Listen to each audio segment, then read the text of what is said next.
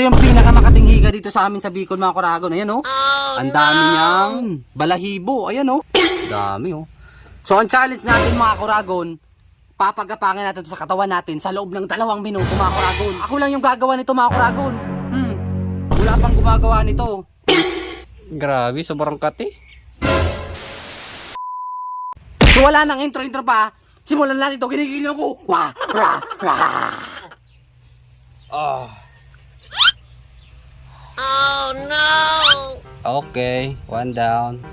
So mag-start ang timer mga kuragon kapag nailagay na ni brother yung lahat ng higad sa katawan ko.